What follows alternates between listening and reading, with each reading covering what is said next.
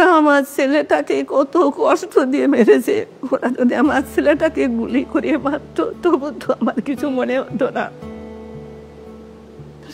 যে গায়ে আমি কোনোদিন কাউকে হাত দিতে দিই নাই, জোর গায়ে দাগ হবে, সেই গাটাকে ও তো কত কত বিক্ষত করে নিয়ে গেছে।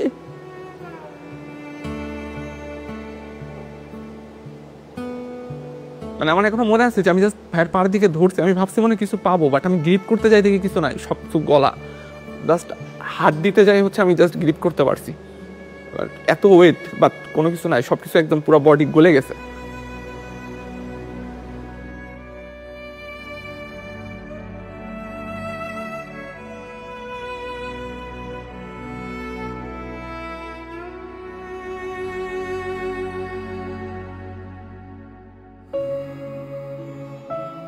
আমি দেশ নিয়েও ভাবতো, ও সবসময় দেশের কথা চিন্তা করতো। আমি জানি না ওই স্ট্যাটাস আমি নিজেও পড়েছি, সারা দেশবাসী পড়েছে, ওই স্ট্যাটাসের মধ্যে কি এমন ছিল ওদের এত গায়ে লাগছিল আমি জানি না। ও হয়তো দেশের সাধারণ মানুষের জন্য লিখেছিল। ও তো চলে গেছে, তিস্তা নদীর পানির সমাধান কি হয়েছে, হয় নাই, কিন্তু কেন লিখছিল আর কেনই বা ওকে এত নির্মম ভাবে জীবন দিতে হয়েছে আমি জানি না। 6 তারিখ হচ্ছে সকাল সম্ভবত 9:30টার দিকে বাস ছিল ভাইয়ার। তো বাসে হলে আসতে আসতে প্রায় 4:30টার মতো বেজে গেছিল। তো আম্মু আর কি খাবার দিয়ে দিয়েছিল ভাইয়াকে। তো ভাইয়া ওইগুলা খেয়ে দিয়ে একটু রেস্ট নেওয়ার জন্য আর কি বিছানায় বসছে। তো এর মধ্যে আর কি ভাইয়ার হচ্ছে কাছের বন্ধুরা, ভাইয়ের ব্যাচেরই, তো এরকম এসে ভাইয়াকে বলছে যে বড় ভাইরা তোকে ডাকছে, একটু উপরে আয়, আর সাথে ল্যাপটপ আর মোবাইলটা নিয়ে আয়। ভাইয়া তখন শুনে বলছে কি ব্যাপার, মানে কোনো সমস্যা? তো বলছে আরে আয় উপরে আয়, আসলে মানে জানতে পারবি। তাকে মেনলি ডেকে নেয়, সে আমাদের ইন্ডিয়া বাংলাদেশের যে ডিপ্লোম্যাটিক সম্পর্ক ফেনী নদী নিয়ে মেনলি একটা পোস্ট করে, যেটা ছাত্রলীগের তখনকার যারা নেতাকর্মীরা ছিল তাদের এটা খুব গায়ে লাগে। তো রুমে ডেকে নেওয়ার পর থেকে তাকে বিভিন্ন প্রশ্ন করা হয়, জিজ্ঞাসাবাদ করা হয়, তার ফোন চেক করা হয়, তার ল্যাপটপ চেক করা হয়, এবং তারা যখন তার ফোনে বা ল্যাপটপে তেমন কিছু মানে সলিড কিছু যখন না পায়, তো তারা যেটা সন্দেহ করে যে সে হয়তো অনেক কোনো কিছু হাইড করছে, তাকে তারপর ফিজিক্যালি টর্চার করা শুরু করা হয়। তাকে থাপ্পড় দেওয়া হয়, স্ট্যাম্প নিয়ে আসা হয় পাশের রুম থেকে, স্ট্যাম্প দিয়ে মানে অমানসিকভাবে খুব বেশি হিট করা হয়, এবং একটা পর্যায়ে যে স্ট্যাম্প ভেঙে যায়। এর কিছুক্ষণ পরে আবার আরেকটা স্ট্যাম্প নিয়ে তাকে মারা হয়। তো সে একটা সময় পর সে যে মাটিতে লুটিয়ে পড়ে, সে বমি করে। আম্মু আসলে ওই টাইমে মোটামুটি 9:30টার দিকে হচ্ছে কয়েকবার কল দেওয়ার চেষ্টা করে, কিন্তু আম্মুর কল হচ্ছে ধরে নাই। তো আম্মুর কল না ধরার পরে হচ্ছে আম্মু আমাকে কয়েকবার এসে হচ্ছে বলছে যে কি ব্যাপার, হচ্ছে ভাইরে কল দিতেছি, কল ধরতেছে না কেন? তারপরে হচ্ছে 10:30টার দিকে আবার বলতেছে ভাইয়া কল ধরে না। তখন আব্বু অলরেডি ঘুমায় গেছে। তখন আর কি আমি হচ্ছে একটু চেক করতে গেলাম যে দেখি ভাইয়ার হচ্ছে ফেসবুকে অ্যাক্টিভ আছে কিনা, বা হচ্ছে ব্যাপার কি হচ্ছে ভাইয়ের কোনো রুমমেটের নাম্বার পাওয়া যায় কিনা।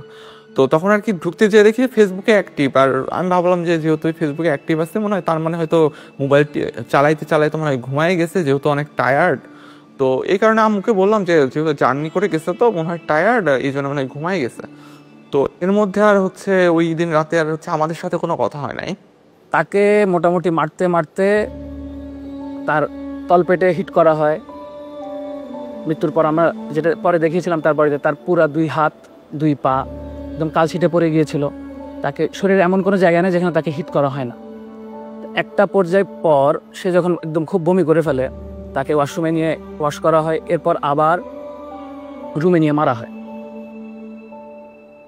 এই মারের মাঝখানে সে আমাদের যারা ব্যাচমেট ছিল, যাদেরকে সে চিনত, ইভেন তার রুমমেটও ছিল এর মধ্যে, তাদেরকে বিভিন্নভাবে রিকোয়েস্ট করে এবং কনভিন্স করার চেষ্টা করে যে সে আসলে কোনোভাবে কোনো কিছুর সাথে জড়িত না। পরিস্থিতি যখন খুব বেশি খারাপ হয়ে যায়, তারা ফাহাদকে ওয়াশ করে 2011 থেকে 2005 নাম্বার রুমে নিয়ে যায় চ্যাংদোলা করে। 2005-এ নেওয়ার পর তারা ছাত্রলীগের তখনকার নেতাকর্মীরা ঠিক করে যে তাকে যে করেই হোক মানে ডাক্তারের কাছে বা মেডিকেলে নিতে হবে। আবরারকে অ্যারেস্ট করার জন্য তখন অলরেডি পুলিশকে বলে দেওয়া হয়েছিল এবং পুলিশ গেটের বাইরে ওয়েট করছিল, কিন্তু পুলিশকে এই জন্যই তুলে দেওয়া যাচ্ছিল না, কারণ পুলিশ তখন বলেছিল যে হেঁটে যদি আবরার না আসতে পারে তাহলে তারা তাকে রিসিভ করবে না, কারণ তার দায় নিবে না। তারপর যদি কোনো সমস্যা হয় এটার দায় সে নিবে, তারা নিবে না। ফাহাদকে যখন 2005-এ নিয়ে আসা হয় তার আগেই ম্যাক্সিমাম যারা তাকে বেশি মেরেছিল তারা অলরেডি নিচে নেমে যায়, কারণ তারাও দেখছিল যে তার আসলে অবস্থাটা খুব ক্রিটিক্যাল। তখন আমাদের ব্যাচেরই কিছু যারা ছাত্রলীগ করতো তারাই এবং এক ব্যাচ সিনিয়র যারা ছিল এরাই বেশি মানে তাকে নিয়ে তখন হসপিটালে নেওয়া না নেওয়া এই কাজগুলো তখন চলছিল। তো সে যখন সিঁড়ির ল্যান্ডিংয়ে পৌঁছায় তখনই সে বলে যে ওকে নিয়ে আর টানাটানি না করতে একটু পানি খেতে চাই। আমার রুম নাম্বার ছিল 2007।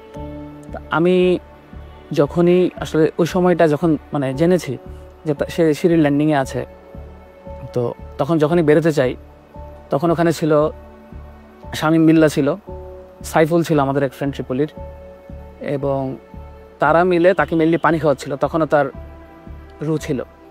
তা আমি আবার আমার রুমে ঢুকে ওই রুমে 2011-তে থাকা একজন প্রত্যক্ষদর্শী ছিল মোর্শেদ, তখন সে বলে আমাকে যে আসলে তার অবস্থা ভালো না। এর কিছুক্ষণ পর আমি ল্যান্ডিংয়ের ওখানে যখন পৌঁছে তখন আবরারের তখন অলরেডি হুঁশ নাই।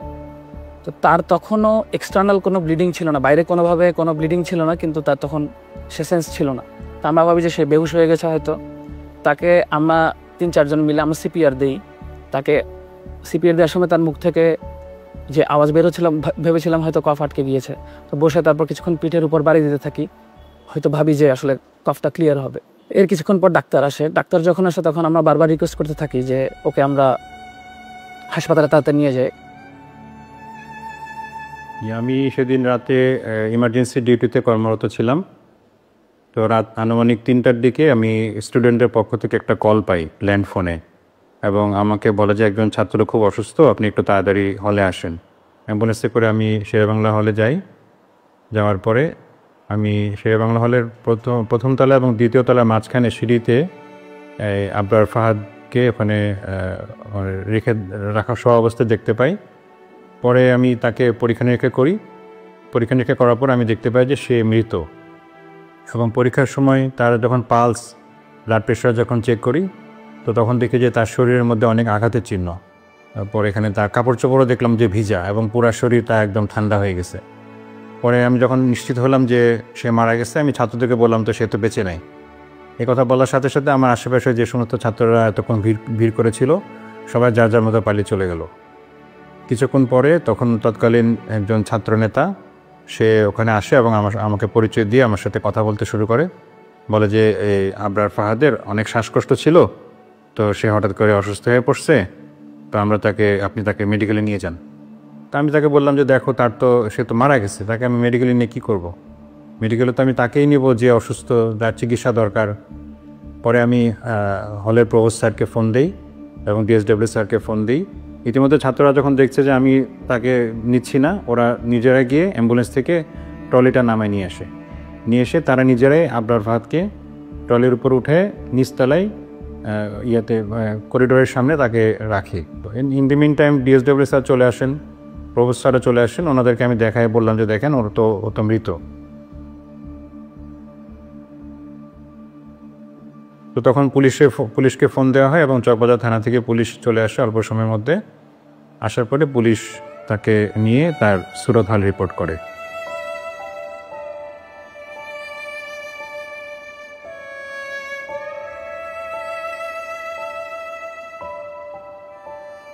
যেখানে একজন ডাক্তার এতটুকু মেরুদণ্ড দেখাইতে পারছে, সেখানে আমাদের ডিএসডব্লিউ স্যার তখন রুম থেকে বের হয়ে গেছেন স্টুডেন্টের কথা না শুনে, শুধুমাত্র ওই খুনিদের কথা শোনার জন্য। তখন যে আমাদের বইয়ের ছাত্রলীগের যে সেক্রেটারি, আমাদের শেরে বাংলা হলের যে ছাত্রলীগের সভাপতি রাসেল, 1 নম্বর আসামি আমাদের এই মামলা, সে ডিএসডব্লিউ স্যারের সাথে একদম নর্মালি ফ্র্যাঙ্কলি কথা বলছিল, এবং ঘটনাটা কেমনে সলভ করা যায় বা কেমনে ইজি করা যায় এই ব্যাপার, তাদের কথাবার্তার মধ্যে কোনো ধরনের রিগ্রেট ছিল না, কোনো অনুশোচনা ছিল না, কোনো ভয় ছিল না। আমরা তখন আমাদের নিজেদের রুমে, এবং তখন পরিস্থিতিটা আসলে এমন যে আমরা জেনারেল স্টুডেন্টরা যে একটা প্রতিবাদ করবো, এতটুকু মেন্টাল সিচুয়েশন, এতটুকু সাহস আমাদের কারোর মধ্যে ছিল না। পরবর্তীতে আমি নিজে অবাক হয়ে যাই যে আমি কীভাবে ওই সময় নিজেকে ধরে রাখছিলাম, যে একটা ডেড বডির সামনে এবং এতগুলো ছাত্র সামনে আমি কথা বলতেছি। তারা হয়তো আমার গায়ে হাতও তুলতে পারতো, কিন্তু আমি কেমনে জানি ওই সময় নিজেই কেমনে জানি প্রিপেয়ার্ড হয়ে গেছিলাম। পরবর্তীতে যখন সময় যেতে থাকে আমার কেমন একটা মনের মধ্যে ভয় কাজ করতেছিল যে আমি কি করলাম, আসলে কি কাজটা ঠিক করলাম নাকি ভুল করলাম, হ্যাঁ না কি করা উচিত ছিল। তারপর ভোরে যখন আমরা উঠি 4:30টার দিকে, ওঠার পরে এখন থেকে একটা কল আসলো, আমি নামাজে দাঁড়াইছি ওই সময় ফজরের সুন্নত পড়ার জন্যে। আর ওই সময় একটা ফোন আসে, ফোন আসার পরে কি আবার জিজ্ঞাসা করে আবরার ফাহাদ কী হয়, কী কোথায় লেখাপড়া করে, বিভিন্ন প্রশ্ন করার পর কয় সে খুব অসুস্থ, মারাত্মক অসুস্থ, আপনি যদি কোনো আত্মীয় স্বজন ঢাকায় থাকে তারপর ঢাকাতে ওই ঢাকা মেডিকেলে সে আছে, মেডিকেলে পাঠাই দেন। ফজরের আজানের সম্ভবত কিছুক্ষণ পরে আব্বু আমাকে ঘুম থেকে রেখে বলতেছে যে এই হচ্ছে ভাইয়া নাকি খুব অসুস্থ, ঢাকা মেডিকেলে নিয়ে গেছে, বুয়েট থেকে কল দিছিল, তুই দেখ তো ভাইয়ার রুমমেটদের কারো নাম্বার হচ্ছে আছে কিনা, থাকলে দে একটু কথা বলি। তো আমার কাছে হচ্ছে ভাইয়ার রুমমেটদের কোনো নাম্বার ছিল না, বাট আমি হচ্ছে চিন্তা করলাম যে দেখি যে ফেসবুক থেকে হচ্ছে কোনো নাম্বার পাওয়া যায় কিনা প্রোফাইল থেকে। তো ফেসবুক প্রোফাইলে যাওয়ার সময়, ভাইয়ার রুমমেটের ফেসবুক প্রোফাইলে যাওয়ার সময় আমি দেখতে পাই যে হচ্ছে ফার্স্টে একটা পোস্ট যে হচ্ছে আমাদের 17 বছরের শিক্ষার্থী আবরার ফাহাদ আর নেই, আমরা তার লাশ উদ্ধার করছি সিঁড়ির নিচ থেকে, আমরা জানি না তার কিভাবে কি হয়েছে, আমরা এর বিচার চাই। আমার যেন এখন সবচেয়ে বড় কষ্ট হয়, ওকে যখন মেরেছে তখনও হয়তো মা বলে চিৎকার দিতে পারি নাই। আপনারে যখন হচ্ছে জানাজা পড়া হবে, আমরা সবাই আশা করতেছিলাম আচ্ছা ঠিক আছে, এতক্ষণ পর্যন্ত ভিসি স্যার আসেন, সমস্যা নাই, এখন স্যার আসবেন অ্যাটলিস্ট। কিন্তু সবাই অবাক হয়ে গেছে, তখনও ভিসি স্যার আসেন নাই। ইভেন পরের দিন ছাত্ররা আন্দোলন করতেছে, ছাত্ররা আমি বুঝাইতে পারবো না যে সিচুয়েশনটা কেমন। ছেলেপেলেরা বিশ্বাস করতে পারতেছে না যে আমার একটা ফ্রেন্ডকে এখানে মেরে ফেলা হয়েছে, নেক্সট টার্গেটটা আমি হইতে পারতাম, আমাকে মেরে ফেলা হবে। ছাত্ররা আন্দোলন করতেছে, স্যারের অপেক্ষা করতেছে, স্যার পরের দিন আমাদের সাথে দেখা করেন নাই।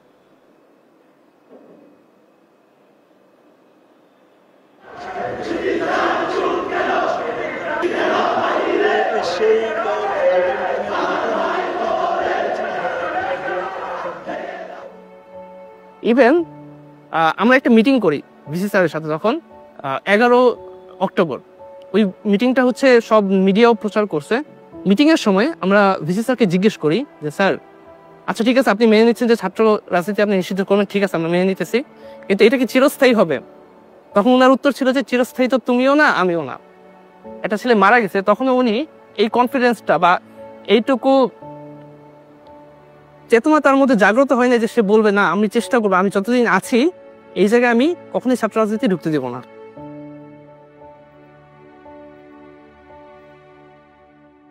আমার জানা মতে প্রত্যেকটা পাবলিক বিশ্ববিদ্যালয়ে একটা টর্চার সেল ছিল। কি ধরনের একটা শিক্ষা প্রতিষ্ঠান গড়ে উঠতে পারে যেখানে তার মধ্যে টর্চার সেল থাকাটা তার একটা আবশ্যক অংশ? আমাকে যদি প্রশ্ন করেন যে আপনার আসলে অপরাধটা কি, তাকে কেন এভাবে হত্যা করা হয়েছে, প্রথম পয়েন্ট যেটা আসবে সেটা হলো সে বাংলাদেশের স্বার্থ বিরোধী যে কাজগুলা গত সরকার করতো, গত আওয়ামী লীগ সরকার যে কাজগুলো করেছে তার প্রতিবাদ করা, তার নাম্বার 1 পয়েন্ট। ধর্ম পালন আর দেশের স্বার্থে কথা বলার বাইরে আসলে আবরার ফাহাদের আর কোনো অপরাধ ছিল হচ্ছে কাইন্ড অফ, যদি বলি এই বাংলাদেশে জন্ম নেওয়া, কাইন্ড অফ জিনিসটা আসলে এরকমেরই হয়ে গেছে, আর বইটা ভর্তি হওয়া। ছাত্রলীগের যেই যেই ক্যারেক্টারিস্টিক্স ছিল সেটা হলো তাদের মতের বিরুদ্ধে যাওয়া যাবে না, এবং কেউ যদি তাদের মতের বিরুদ্ধে যায় তাদেরকে বিভিন্ন রকম করে ট্যাগিং করা হতো, এবং তাদের সবচেয়ে প্রিয় ট্যাগিং ছিল শিবির ট্যাগিং।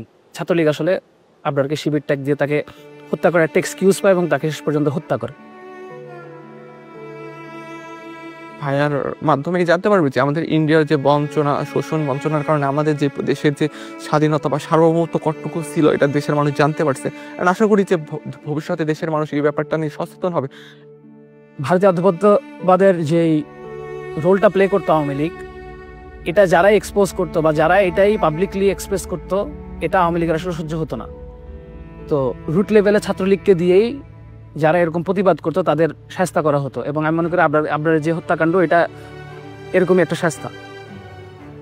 আবরার ফাহাদ আর জুলাই দুইটা আসলে ওতপ্রোতভাবে জড়িত, কারণ আবরার ফাহাদে আমাদেরকে পথ দেখাইছে যে মানে আমাদের পথ দেখাইছে বলতে আমরা যারা সবসময় মনে করছি যে আমার কাছে তো পড়াশোনা করা, রাষ্ট্র কি করবে, পররাষ্ট্রনীতি কি হবে, ইন্ডিয়ার সাথে আমার কি সম্পর্ক হবে, এগুলো নিয়ে আমি মাথা ঘামিয়ে কি করবো, এগুলো তো রাজনৈতিক দলদের বিষয়।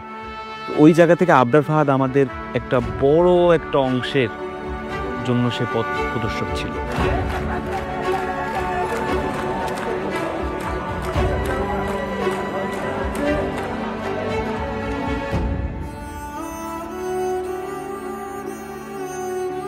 ওরা বলে যে আমাদেরকে আবরার পথ দেখায় দিয়ে গেছে, এটা মনে হয়তো আল্লাহ তাআলারই ইচ্ছেটা।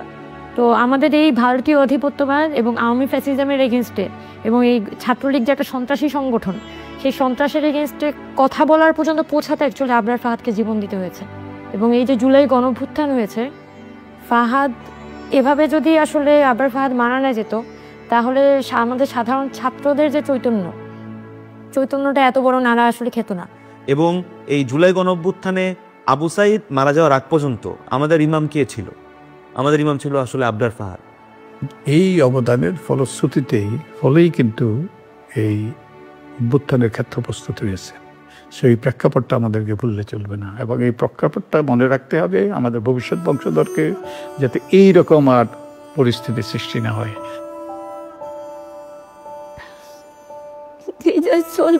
আমাকে ছেড়ে চলে গেছে, আমাদের একবার মনে হচ্ছে না আমাকে ছেড়ে চলে আসছি।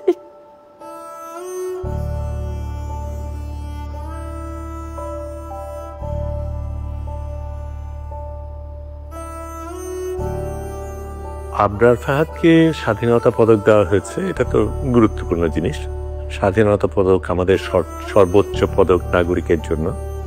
আমি তাকে মুক্তিযোদ্ধা বলবো, কারণ সে দেশের জন্য প্রতিবাদ করেছে, দেশের জন্য লড়াই করেছে।